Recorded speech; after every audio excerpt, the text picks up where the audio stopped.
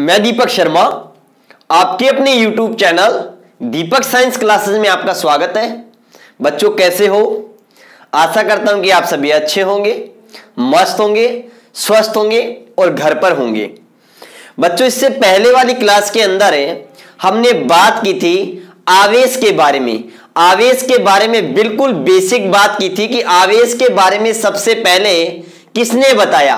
तो उसका जवाब था कि आवेश के बारे में सबसे पहले एक यूनानी दार्शनिक है जिनका नाम था थेल्स, जिन्होंने लगभग 600 ईसा पूर्व बताया था कि जब हमें एम्बर नामक पदार्थ को किसी ऊन या रेशम के कपड़े से रगड़ा जाता है तो उसमें अपने से हल्की वस्तुओं को आकर्षित करने का गुण आ जाता है। उसके बाद में एक साइंटिस्ट आए जिनका नाम था विलियम गिलबर्ट। उन्होंने क्या बताया कि यह गुण है ना केवल एम्बर में ही नहीं पाया जाता, बल्कि बहुत सारे पदार्थ हैं जिनमें अपने से हल्की वस्तुओं को आकर्षित करने का गुण पाया जाता है। फॉर एग्जाम्पल के लिए जैसे मैंने आपको बताया था कि जब कांच की छड़ को रेशम के कपड़े से रगड़ा जाता है या रेशम के कपड़े से घर्षण करवाया जाता है तो कांच की छड़ में अपने से हल्की वस्तुएं जैसे कागज के छोटे छोटे टुकड़े हुए, जैसे जो हमारे पास में भूसे के तिनके हुए, उनको अपनी तरफ आकर्षित करने का गुण पाया जाता है या गुण आ जाता है। तो बात आई थी लास्ट टाइम में कि जब दो विशिष्ट पदार्थों को आपस में घर्षण करवाया जाता है या आपस में रगड़न करवाई जाती है तो उससे जो विद्युत उत्पन्न होती है ना उसे अपन कहते हैं घर्षण विद्युत। क्या कहते हैं? घर्षण विद्युत। फिर मैंने लास्ट टाइम में यह भी बात बताई थी कि परिपाटी के अनुसार यह बात मान ली गई थी कि कांच की छड़ पर तो क्या होता है, धनावेश होता है और रेशम का कपड़ा ऋणावेश होता है। उसी प्रकार प्लास्टिक की छड़ या एबोनाइट की छड़ थी उस पर ऋणावेश होता है और बिल्ले की खाल या समूर पर धनावेश होता है। ठीक है ना। तो आज हम इस क्लास के अंदर हमारा टॉपिक है आवेश की प्रकृति एवं प्रकार। पहले हम बात करेंगे कि आवेश कितने प्रकार का होता है, आवेश की प्रकृति क्या होती है। वैसे तो बच्चों इस टॉपिक को मैं केवल और केवल 2 लाइनों के अंदर अच्छे से खत्म कर सकता हूं और अपना काम अच्छे से चल सकता है, लेकिन हमें अच्छे से समझना है कि आवेश की प्रकृति कैसे होती है, उसका निर्धारण किस प्रकार से किया गया। आवेश मुख्य रूप से 2 प्रकार का होता है। उसको 2 भागों में वर्गीकृत किसने किया, किस टाइप से किया और क्यों किया और कैसे किया, उन सभी प्रश्नों के जवाब आज हम इस क्लास के अंदर अच्छे से जानेंगे। तो आज का हमारा टॉपिक है आवेश की प्रकृति एवं प्रकार, types of charge and nature of charge, कि आवेश की प्रकृति क्या है। अब देखो इसके लिए मैं एक प्रयोग करता हूं, उस प्रयोग के बारे में आपको बताता हूं अच्छे से। मैं क्या करता हूं, मेरे पास में एक तो कांच की छड़ है। ये किसकी छड़ है? कांच की छड़ है। और ये एक मेरे पास में क्या है? एबोनाइट की छड़ है। ये किसकी छड़ है? एबोनाइट की। ध्यान से समझिएगा। चलो एबोनाइट की छड़ को मैं ये मान लेता हूं, ये मेरे पास में किसकी छड़ है? एबोनाइट की छड़ है। ये मेरे पास में किसकी छड़ है? कांच की छड़ है। अब देखो क्या करता हूं, मैं इस कांच की छड़ को लेता हूं और इस कांच की छड़ को मैं किसी रेशम के कपड़े से क्या कराता हूं? घर्षण करवाता हूं। क्या करवाता हूं? घर्षण करवाता हूं। और घर्षण करवाने के बाद में इसको मैं एक धागे से स्वतंत्रता पूर्वक कैसे लटका देता हूं। तो ये किसकी छड़ है बच्चों? कांच की छड़ है। ठीक है। इस कांच की छड़ को मैं रेशम के कपड़े से घर्षण करवा करके और ये मैंने स्वतंत्रता पूर्वक इसको लटका दिया। ठीक है ना, धागे की सहायता से। अब मैं एक दूसरी क्या लेता हूं, इसको तो मैंने लटका दिया। अब मैं एक दूसरी कांच की छड़ लेता हूं। इस दूसरी कांच की छड़ को भी मैं रेशम के कपड़े से रगड़ करके अच्छी तरीके से घर्षण करवा करके, और जब मैं इस लटकी हुई कांच की छड़ के पास में ये दूसरी कांच की छड़ जिसको मैंने रेशम के कपड़े से रगड़ लिया, घर्षण करवा लिया, और जब मैं इसको पास लेकर के जाता हूं तो ये दोनों आपस में क्या करती हैं? प्रतिकर्षित करती हैं। मतलब ये हमारे पास में कांच की छड़ है और ये मेरे पास में एक दूसरी कांच की छड़ और है। ये क्या है? ये है कांच की छड़, कांच की छड़ है। तो इन दोनों कांच की छड़ों पर आपस में क्या होता है, इन दोनों कांच की छड़ों के बीच में आपस में क्या होता है बच्चों, प्रतिकर्षण होता है। क्या होता है, प्रतिकर्षण होता है। ये दूर दूर भागती हैं इधर, ठीक है ना, तो इनके बीच में क्या होता है, प्रतिकर्षण होता है। क्लियर है बात? तो ध्यान से समझिएगा, जब दो कांच की छड़ों को आपस में रेशम के, इसको भी रेशम के कपड़े से रगड़ेंगे, इसको भी रेशम के कपड़े से रगड़ेंगे, और रगड़ने के बाद में जब इनको पास पास ले जाते हैं तो याद रखिएगा ये दोनों आपस में क्या करती हैं, प्रतिकर्षित करती हैं। क्या करती हैं, प्रतिकर्षित।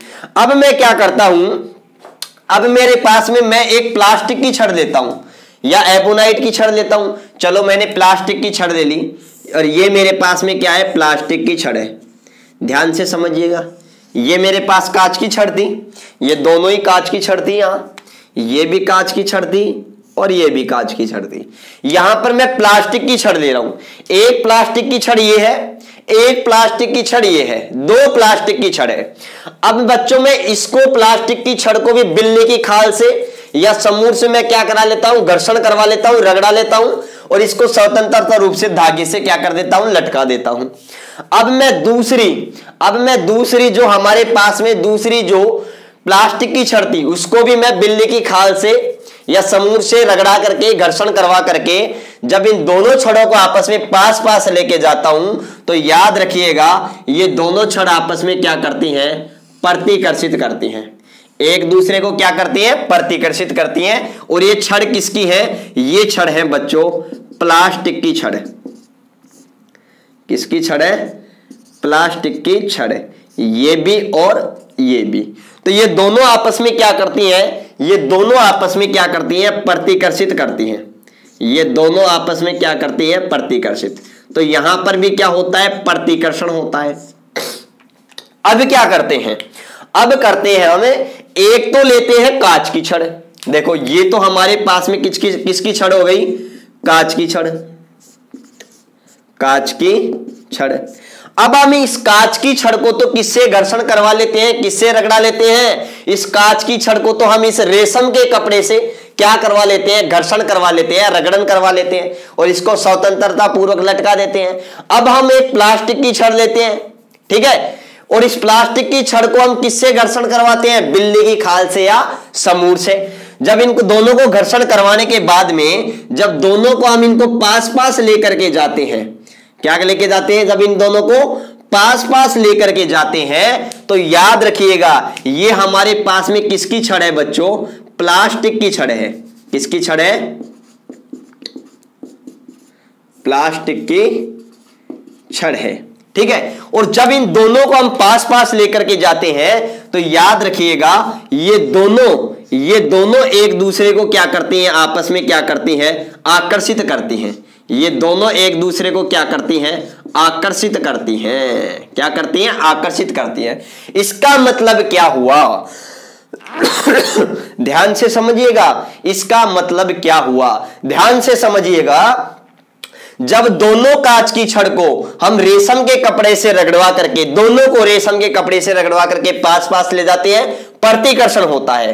अब हम क्या करते हैं, दोनों प्लास्टिक की छड़ लेते हैं, दोनों को रेशम के कपड़े से रगड़ा करके पास पास लेके जाते हैं, सॉरी बिल्ली की खाल से या समूह से घर्षण करवा करके पास पास लेके जाते हैं, तो भी प्रतिकर्षण होता है।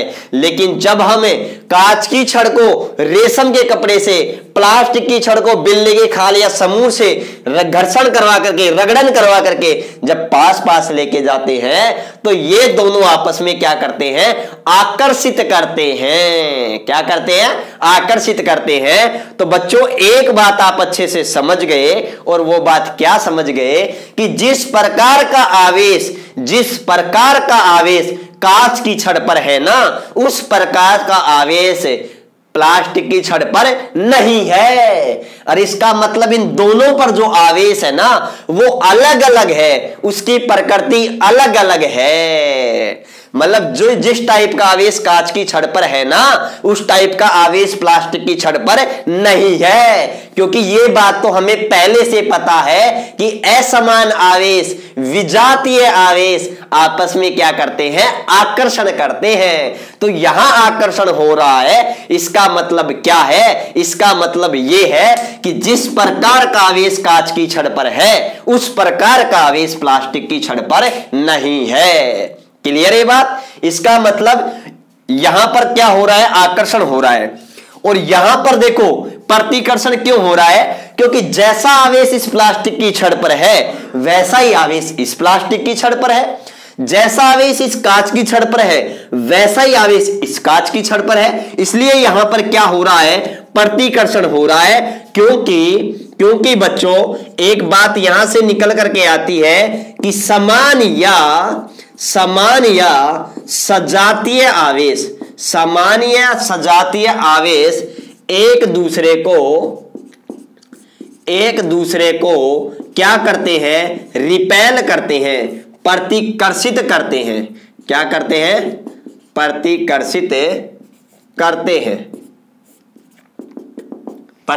करते हैं। उसी प्रकार से यहां पर बात आ गई।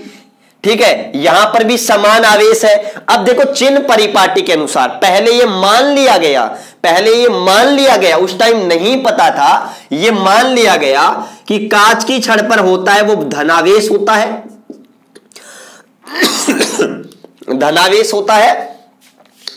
क्या होता है, जब कांच की छड़ को रेशम के कपड़े से रगड़ा जाता है तो कांच की छड़ पर तो क्या आता है, धनावेश आता है, और रेशम का कपड़ा ऋणावेशित हो जाता है। इससे पहले वाली क्लास के अंदर भी मैंने आपको यह बात बताई थी। मैं क्लियर करूंगा कि क्यों होता है, चलो अभी बताऊंगा थोड़ी देर बाद में। उसी प्रकार से जिस प्रकार से जब हम प्लास्टिक की छड़ को बिल्ली की खाल या समूर से रगड़ाते हैं या घर्षण करवाते हैं, तो बच्चों जो बिल्ली की खाल होती है ना, उस पर तो धनावेश आ जाता है या समूर पर धनावेश आ जाता है, और यहां पर हमारे पास में जो प्लास्टिक की छड़ है उस पर क्या आ जाता है, ऋणावेश आ जाता है। क्या आ जाता है, ऋणावेश आ जाता है। याद रखिएगा। और याद रखिएगा जब कांच की छड़ पर आपको पता है यहां पर धनावेश है, यहां पर क्या है, धनावेश है, तो यहां पर प्लास्टिक की छड़ पर क्या हुआ, अरे ऋणावेश हुआ। तो एक बात बताओ, बोलो विजातीय आवेश हुए कि नहीं हुए? तो यहां पर मैं क्या लिख सकता हूं, यहां पर मैं ये लिख सकता हूं कि असमान या विजातीय आवेश, असमान या विजातीय आवेश एक दूसरे को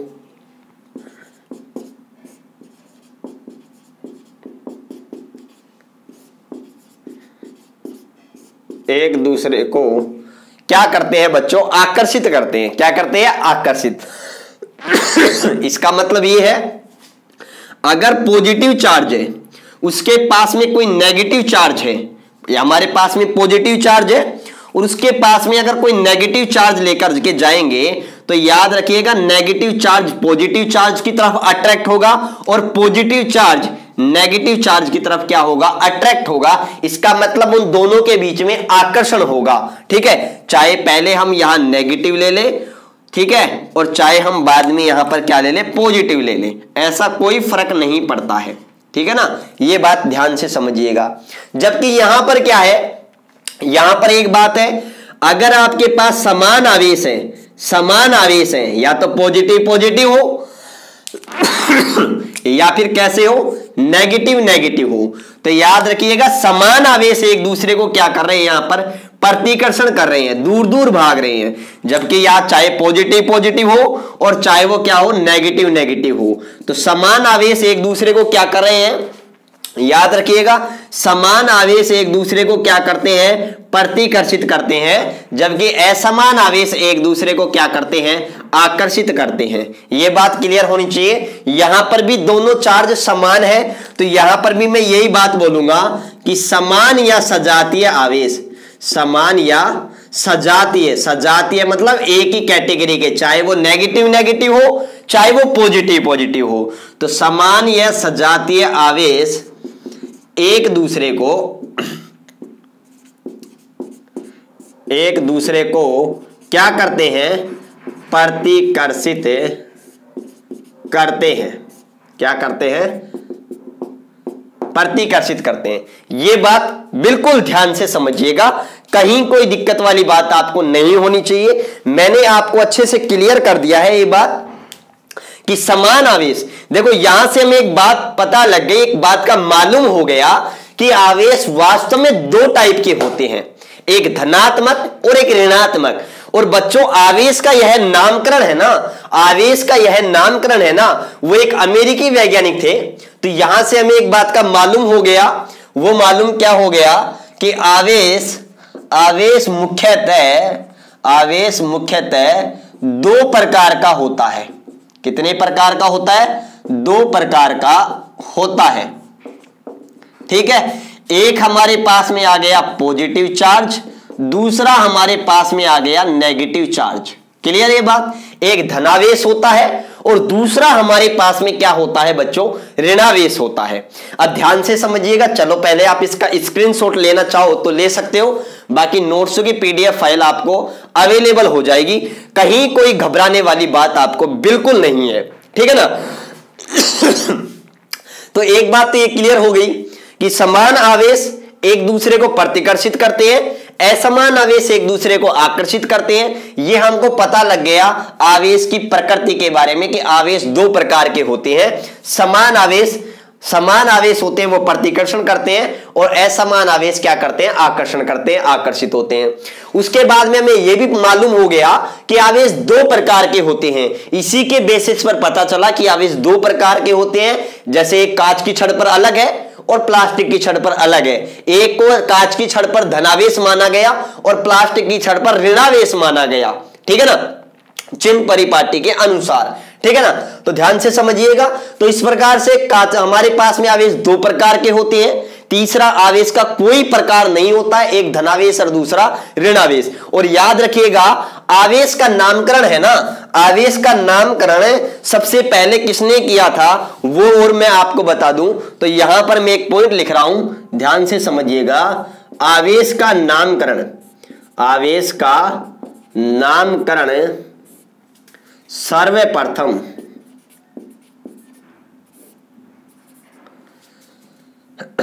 सर्वप्रथम अमेरिकी वैज्ञानिक बेंजामिन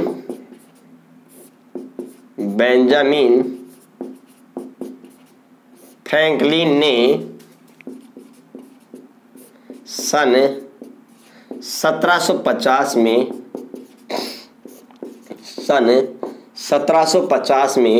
किया था। तो यहां से एक बात और याद रखना, अगर आपसे क्वेश्चन पूछा जाए कि आवेश का नामकरण सर्वप्रथम किसने किया था, तो बच्चों याद रखिएगा आवेश का सर्वप्रथम नामकरण बेंजामिन फ्रैंकलिन ने किया था। किसने किया था? बेंजामिन फ्रैंकलिन ने किया था। और कब किया था? सन 1750 के अंदर किया था। यह बात और याद रखिएगा, यह बेंजामिन फ्रैंकलिन ही है जिन्होंने सबसे पहले यह बात बताई थी कि आवेश दो प्रकार का होता है, एक पॉजिटिव और दूसरा नेगेटिव। यह बात क्लियर। और बेंजामिन फ्रैंकलिन ने, याद रखिएगा, इन्होंने ही तड़ित चालक का क्या किया था? आविष्कार भी किया था। इस बात को भी आप बड़े ध्यान से समझिएगा, एक एक बात को अच्छे से समझिएगा, ठीक है ना। तो ये चीजें हमें अच्छे से क्लियर होनी चाहिए। यहां तक हमें कोई भी डाउट नहीं होना चाहिए कि आवेश वास्तव में दो प्रकार का होता है, एक धनावेश होता है, दूसरा हमारे पास में क्या होता है? ऋणावेश होता है, ठीक है ना। यहां तक कोई दिक्कत नहीं होनी चाहिए। अब ध्यान से समझिएगा, जब हम दो वस्तुओं को आपस में क्या कराते हैं? घर्षण करवाते हैं।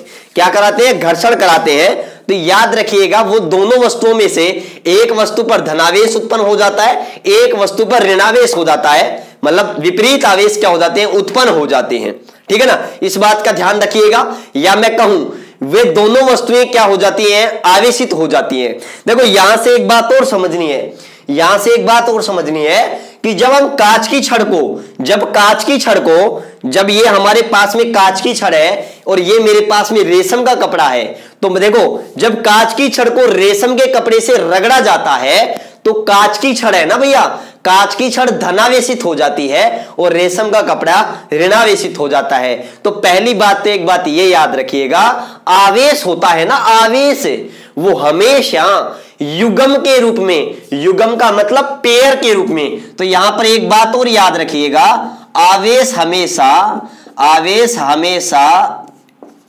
युग्म, युग्म का मतलब पेयर, पेयर के रूप में उत्पन्न होता है।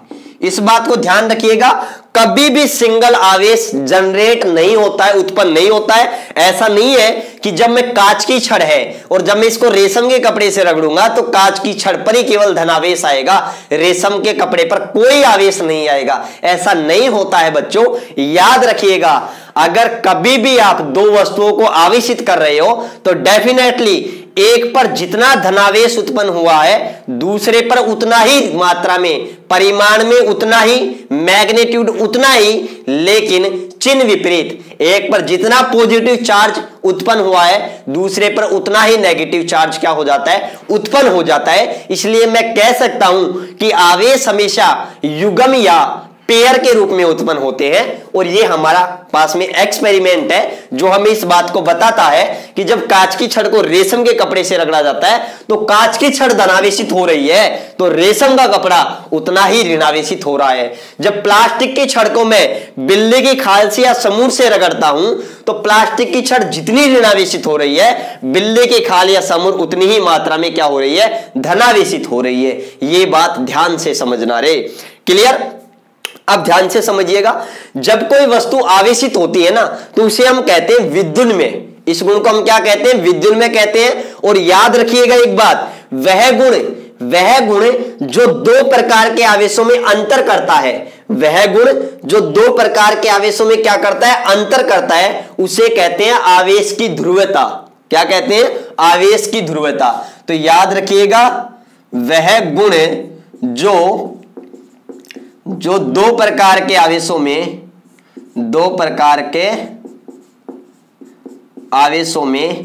क्या करता है, अंतर करता है, वह क्या कहलाता है, ध्रुवता कहलाती है, पोलैरिटी कहलाती है। इस बात को भी आप बड़े ध्यान से समझिएगा। यहां पर भी एक बात ध्यान से समझिएगा कि वह गुण जिसके कारण हम दो प्रकार के आवेशों में विभेद कर सकते हैं, अंतर कर सकते हैं, तो वह आवेश का वह गुण कौन सा कहलाता है, तो याद रखिएगा ध्रुवता कहलाती है। क्या कहलाती है, ध्रुवता कहलाती है। तो ये टॉपिक अच्छे से क्लियर होना चाहिए आपको कि आवेश की प्रकृति कैसी होती है, आवेश कितने प्रकार का होता है। और कुछ बेसिक पॉइंट हैं, जैसे जो मैंने आपको पिछली क्लास में भी आपको बता दिया था कि अगर स्थिर आवेश है केवल विद्युत क्षेत्र उत्पन्न करता है, और अगर गतिशील आवेश है तो वह विद्युत क्षेत्र भी उत्पन्न करेगा और चुंबकीय क्षेत्र भी उत्पन्न करेगा। इस बात को ध्यान रखिएगा। समान आवेश एक दूसरे को प्रतिकर्षित करते हैं, असमान आवेश एक दूसरे को आकर्षित करते हैं। वह गुण जिसके कारण हम दो प्रकार के आवेशों में क्या कर लेते हैं, अंतर कर लेते हैं, वह गुण जिसके कारण हम दो प्रकार के आवेशों में अंतर कर लेते हैं, वह गुण क्या कहलाती है, आवेश की ध्रुवता कहलाती है। तो आज की क्लास को हम यहीं तक रखते हैं, मिलते हैं नेक्स्ट क्लास के अंदर। तब तक हम देखो इस बात को, एक बात को और समझिएगा कि मैं आपको ये बात बता रहा था कि कांच की छड़ धनावेशित ही क्यों हुई और रेशम का कपड़ा ऋणावेशित क्यों हो जाता है। उस टाइम में परिपाटी थी, ऐसा माना गया था, लेकिन एक सिद्धांत आता है विद्युत आवेश का इलेक्ट्रॉन सिद्धांत, विद्युत आवेश का इलेक्ट्रॉन सिद्धांत, या मैं कहूं आवेश का आधुनिक सिद्धांत, जिसके आधार पर यह व्याख्या की गई थी कि अगर कोई भी वस्तु धनावेशित या ऋणावेशित होती है तो वो क्यों होती है और कैसे होती है। तो इसकी बात हम इससे जस्ट अगली क्लास के अंदर, हमारा टॉपिक यही होगा, विद्युत आवेश का इलेक्ट्रॉन सिद्धांत। क्लियर ये बात अच्छी तरीके से। तो यहां तक आप अच्छी तरीके से क्लियर रखिए। नोट्स के लिए, पीडीएफ के लिए नीचे टेलीग्राम चैनल का डिस्क्रिप्शन में लिंक दे रखा है, वहां ज्वाइन कीजिएगा। टाइम टाइम पर आपको नोट्स की पीडीएफ मिलती रहेगी। और क्लास को ज्यादा से ज्यादा लाइक करें, शेयर करें, चैनल को सब्सक्राइब करना बिल्कुल ना भूलें। मिलते हैं नेक्स्ट क्लास में, तब तक आप सभी का बहुत बहुत धन्यवाद। घर पर रहें, मस्त रहें और स्वस्थ रहें। मिलते हैं नेक्स्ट क्लास में। Thank you.